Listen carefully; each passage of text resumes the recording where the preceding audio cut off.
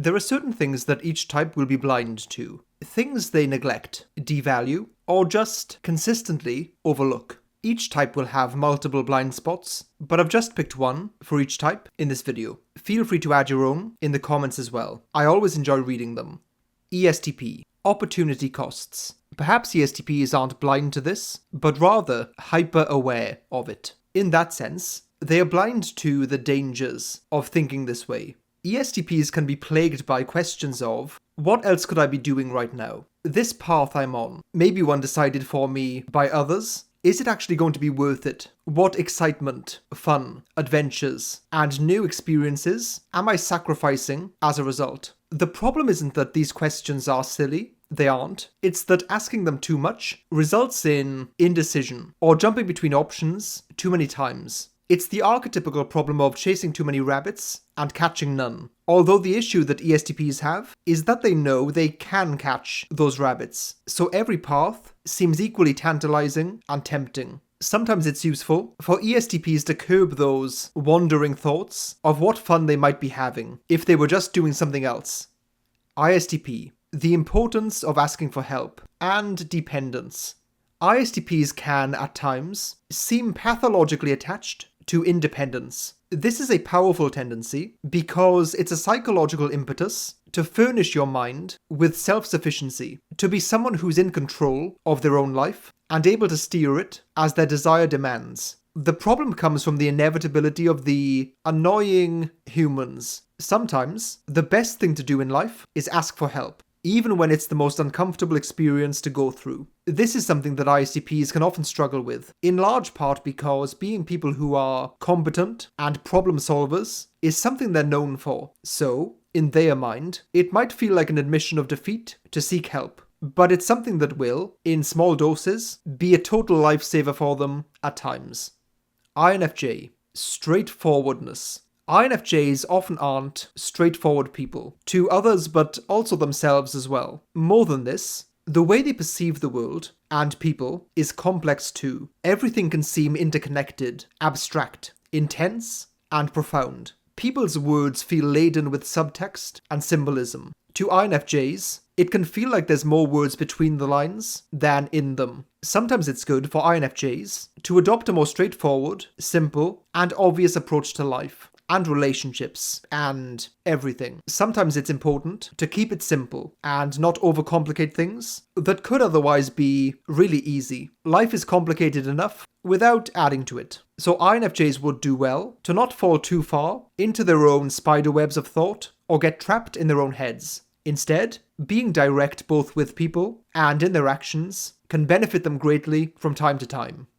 ENFJ. When to trust their gut instincts. This is an unusual one, but I think that ENFJs sometimes have a blind spot when it comes to knowing when to trust their gut instincts and intuitions. Because this is such a powerful asset for them, something that they do naturally and effortlessly, it poses two problems. One is trusting it when you shouldn't. The other is not trusting it when you should. And how on earth do you know which one to go with at any given point? Sometimes you need to adopt a detached, logical, and objective approach to a situation, to appraise a problem dispassionately and mechanically. Other times, that will miss what's happening between the lines, the intangible and human factors involved. Many types don't even have this skill, so they don't have this dilemma either. But ENFJs very much do. There are few things more annoying than having a strong gut instinct about something or someone, deciding not to trust it, then turning out to be right. But a very close second to that is going with your gut and being completely wrong. So it's always wise for ENFJs to be able to integrate both that intuition with the more detached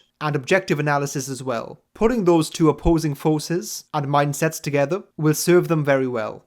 ENTP, the wisdom of conventionality. ENTPs can be guilty of reinventing the wheel at times. In their sometimes gigantic aspirations, they forget the benefits of standing on the shoulders of giants. A noticeable hallmark of maturity in ENTPs is an understanding of being lean, streamlined, and efficient in their thinking and strategy. Instead of blazing trails down untested paths, they leverage the knowledge of others and stick closely to the tried and tested approach right up until the moment where their innovation comes into play. Instead of leaving them with a slew of abandoned projects and endeavours that run aground when detailed problems arise, this new approach that respects conventionality allows them to leapfrog those issues, and in turn, leapfrog their competitors as well. INTP. Respecting emotions. Usually, you will hear INTPs be described as people who don't understand emotions and are oblivious to them. This isn't the case. In fact, they can be spectacularly good at reading people's emotions precisely because they're analysing them more accurately and incisively. It's more a case of respect, or lack thereof, when it comes to INTPs and emotions. The biggest problem actually comes with their own emotionality. There are times where it's a source of great conflict. Do they follow their emotions or resist? And if they do follow them, how much leeway should they be given without running the risk of them taking over? They want to be objective and maintain that intellectual purity. But life is inevitably emotionally messy. There's really no way around it. Sometimes you need to get your hands or heart dirty, down in the emotional doldrums. So when INTPs make emotional decisions, especially ones that turn out badly, it's important for them to avoid the self-judgment that is sometimes tempting to fall into. INTPs like to pick things apart, sometimes quite brutally, but this applies to themselves as well. When it comes to emotions, sometimes you just have to navigate the ebb and flow of such things, and use objectivity as a North Star instead of an impossibly high standard.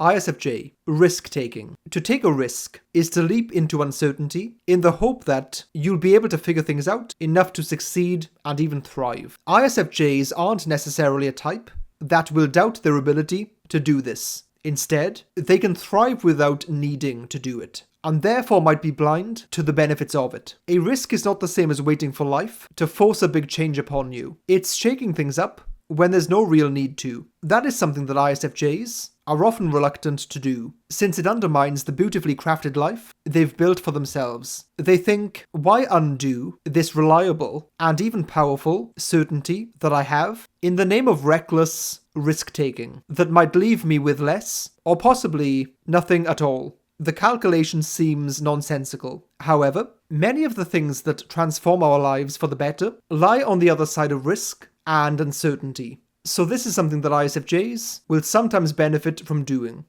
ENTJ. The power of vulnerability. The phrasing of this one is intentional, since showing your belly, revealing weakness, and being upfront about your vulnerability can be hugely appealing to people, and therefore powerful too. When someone is strong, or successful, or is clearly seen by others to be impressive, then to hear them talk about times where they failed, or things that they are struggling with, is incredibly inspiring to hear. More than this, it's also deeply disarming. It's hard to dislike someone when they're upfront about their flaws and difficulties. Sometimes ENTJs can be almost superhuman in their ability to incessantly hunt down their goals, making other people perceive them exactly in this way. This is something that can come back to bite them, since people might overburden them with expectations. It is the strange curse of strong people to be afforded less empathy by others. ENFP. The cheapness of ideas. This is an often talked about notion, especially in the business world. People will say that execution and implementation are everything. But why is this hard for people? And why is it even harder for certain types, such as ENFPs? When you have an idea, one that you think has huge potential, it feels good. It's almost like you get a dopamine hit from it. Similarly, when you tell other people about your grand plans, it can feel really good. It almost feels like you've achieved something simply by stating your intentions to do so. More than this though, that jolt of pleasure that you feel initially will dent your momentum, because all of the difficulties of actually realizing the idea now feel kind of boring, draining, and uninspiring by comparison. So sometimes ENFPs are blind to the fundamental cheapness of ideas lots of the time. They might give temporary pleasure in themselves, but that is short-lived, hence why ever more ideas often becomes addictive. INFP. The beauty of the mundane and normalcy. INFPs are often fantasists, not in the sense that they're somehow unrealistic or deluded, but that they regularly inhabit the realm of fantasy and dreams. Much of their natural skill as artists, for example, involves pulling other people into their fantasy worlds and allowing them to explore, grow, and yes, sometimes escape through them. Sometimes, if not often, reality can seem boring and lifeless compared to the places your imagination can take you. It's easy to demonize the day-to-day in that sense. But it's important to see the beauty in the mundane also. Not always, but sometimes. After all, learning to enjoy where you are, even if it's currently boring, is a good substitute for wanting to be somewhere else. Or at least, a nice temporary fix. One hallmark of very mature INFPs is actually the ability to make the mundane, the normal, and day-to-day seem somehow magical. It's taking that natural desire for fantasy and superimposing it so seamlessly on real life that the two become indistinguishable and married together. ISTJ, the power of revolution. For certain types, stability and structure are valued implicitly. It's something that should never be disrupted unless there is an amazing reason. This can sometimes spill over to the point where ISTJs will never entertain making huge changes to an established system in their lives. Incremental changes are often a brilliant approach to take, where you build on what already exists. But sometimes there are paradigm shifts that mean you need to start from scratch and reinvent completely. You have to burn down what exists and tolerate the chaos that might entail in order to rebuild something better in its place. This flies in the face of many of the things that ISTJs value, so it's a difficult move for them to make. But there will be times in their life where it's very important for them to do nonetheless. ESTJ, the need for inefficient uniqueness. One thing that I've seen drive ESTJs nuts is when there is an, in their mind, really obvious, better way to do something, and other people just insist on doing it their own way, even though that way is much slower, less effective, less efficient, causes issues, and might not even actually get the job done properly. However, there is a wonky wisdom to this. People need to feel comfortable, in control, and safe in what they're doing. Typically they achieve this by sticking to how they've done things before, or just plodding along in their own individual way. ESTJs tend to have the mindset that if there's a better way, then everyone should use that way, regardless of your preferences. But sometimes, in order to get the best out of people, you need to let them have their own weird ways.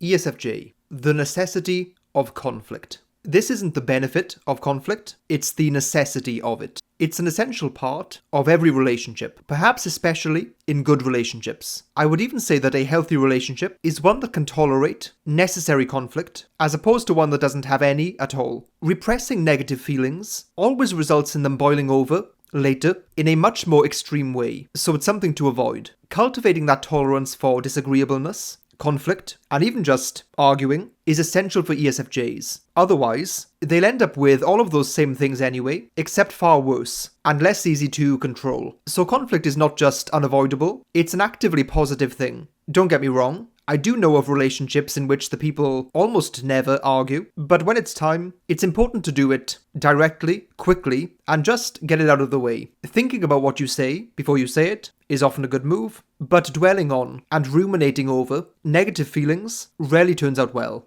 INTJ, optics. I'm not sure how well known this word is in this context, but I'm referring to optics as it's often talked about politically, i.e., how something looks, how it plays in the eyes of the public, or to an audience of people whose opinions are relevant to you. This is not about lack of understanding for these things, quite the opposite. It's a dislike for doing that stuff themselves. So maybe this should be personal optics, as opposed to optics in general. Hence why INTJs often make great advisors for these exact things. INTJs are probably the number one type I would go to for a political advisor, and would be towards the bottom of the list for being an actual politician. It's an understanding of how the game is played, without the desire to actually play it. Perhaps it's akin to being a manager of a team, without wanting to be on the pitch themselves. So sometimes INTJs are blind to the consequences of neglecting their personal optics. ISFP, the need for the rat race. ISFPs try to resist playing the game of life as much as possible, whether that's in their younger years, during the education system, or in adulthood, in the workplace. All of it feels to them like jumping through other people's hoops, for reasons that they often find quite stupid. This tension they feel can escalate and become internalized, to the point where they'll never accept subjugating themselves to the system, or the man, or whatever you want to call it. But sometimes, In fact, maybe most of the time, you do need to jump through hoops, other people's hoops, to get anywhere in life. Yes, you can be the person who goes into the forest and lives in the wild, and that's a principled move to make, but a little compromise instead can also get you a long way. ESFP. They are future feelings. ESFPs are a type who have a contentious relationship with the here and now versus the future. That's a given. But I think an issue that many ESFPs experience as a part of that is deciding between what they feel in the moment versus what they know might be best for them long term. That combination of sheer emotional intensity plus valuing the present moment more is a dangerous recipe when it comes to making prudent life choices. ESFPs often find it difficult to assess how they're going to feel in the future. There is a lot of uncertainty there for them, so it's better to act more on impulse and emotion in the moment than to make, in their minds, bold proclamations about how they're going to feel in the future. So it's always a good move for ESFPs to try realistically assessing their current feelings and objectively ask whether this is a momentary thing or something worth committing to. Please like and subscribe if you haven't already. It makes a big difference to this video and the channel overall. Also, please check out the links down below in the description of the video, where you'll find my personal social media and the Love Who Discord server, which I'd highly recommend joining.